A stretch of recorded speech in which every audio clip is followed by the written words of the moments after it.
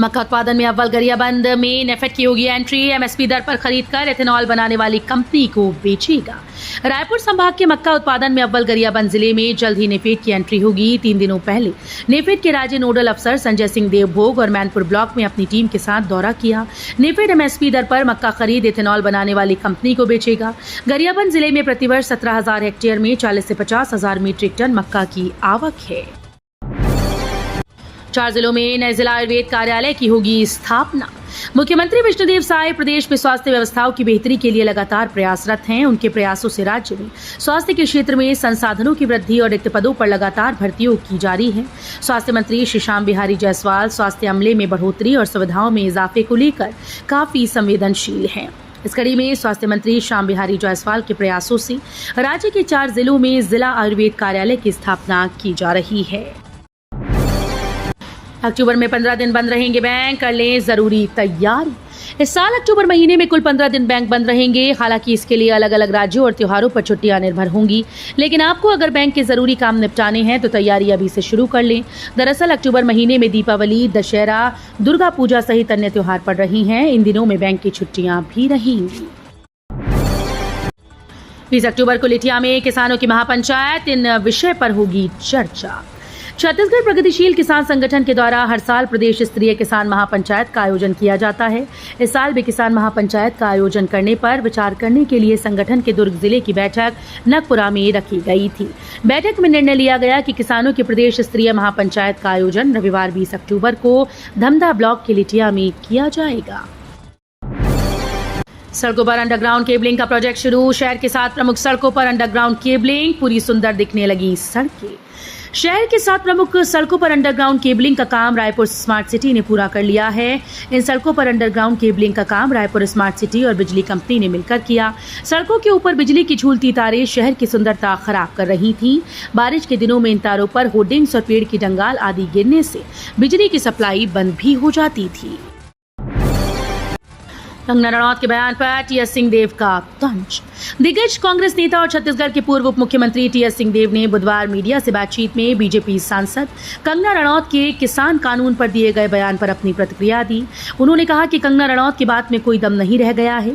हिमाचल की मंडी लोकसभा सीट से सांसद कंगना रणौत ने कुछ दिन पहले किसान कानूनों को लेकर बयान दिया था, लेकिन अब उन्होंने अपने बयान पर खेद प्रकट किया।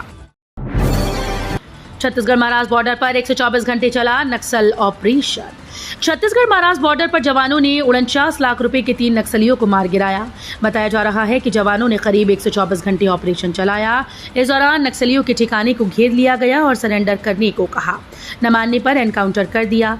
जवानों ने मौके से AK-47 इंसास समेत 13 से ज्यादा हथियार और विस्फोटक बरामद किए।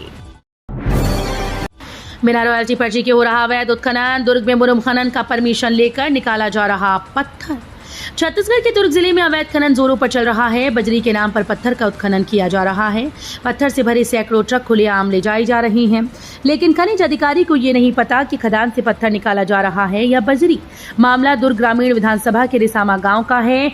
2 दिन पहले रॉयल्टी चोरी और बजरी की जगह पत्थर खोदने को लेकर ग्रामीणों ने कई ट्रकों को पकड़कर हंगामा किया।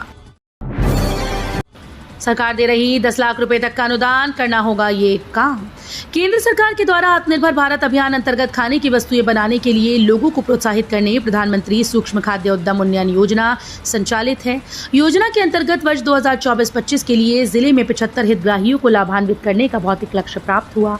जिला व्यापार और उद्योग केंद्र के महाप्रबंधक ने बताया कि योजना के अंतर्गत खाद्य प्रसंस्करण क्षेत्र में कार्यरत व कार्य करने के इच्छुक व्यक्ति योजना का लाभ ले सकते हैं। छत्तीसगढ़ के राजिम में बन रहा 220 kV का substation. Chhattisgarh state power transmission company प्रदेश में किसानों को गुणवत्तापूर्ण और बिना बाधा बिजली की आपूर्ति के लिए अपनी पारेषण क्षमता में लगातार वृद्धि कर रही है। राजिम में 132 kV उपकेंद्र का 220 kV में अपग्रेड किया जा रहा है। इसकी लागत लगभग 82 करोड़ रुपए है। छत्तीसगढ़ को मिलेंगे 321 ग्रामीण कृषि विस्तार अधिकारी। छत्तीसगढ़ में 321 ग्रामीण कृषि विस्तार अधिकारियों की नियुक्ति होगी। मुख्यमंत्री विष्णुदेव साय ने ट्वीट कर इसकी जानकारी दी। वित्त विभाग को इस संबंध में नियुक्ति के निर्देश दिए गए थे। मंजूरी के बाद डॉक्यूमेंट वेरिफिकेशन की सूचना जारी हो गई। अभ्यर्थियों का डॉक्यूमेंट वेरिफिकेशन 30 सितंबर से शुरू होगा। राज्य में ग्रामीण कृषि विस्तार अधिकारियों की नियुक्ति होगी। तिरुपति मामले के बाद बालोद में खाद्य सुरक्षा विभाग एक्टिव, मंदिरों में प्रसाद की जांच के लिए चलाया अभियान। देश के तिरुपति मंदिर प्रसाद मामले के बाद अब बालोद जिले के भी बड़े मंदिरों में खाद्य सुरक्षा विभाग की ओर से एक विशेष अभियान चलाया गया। इसके साथ ही मंदिरों में बनने वाले प्रसादों की जांच की जाएगी। इस घड़ी में बालोद जिले के सबसे बड़े शक्तिपीठ मां गंगा मैया मंदिर में नवरात्रि के पूर्व प्रसाद की जांच करने खाद्य एवं सुरक्षा विभाग की टीम पहुंची। छत्तीसगढ़ के इस विभाग में निकली वैकेंसी। छत्तीसगढ़ के मुख्यमंत्री विष्णुदेव साय के निर्देश पर वित्त विभाग ने विधि और विधायी कार्य विभाग के तहत न्यायालयों में नई भर्ती के लिए मंजूरी दी।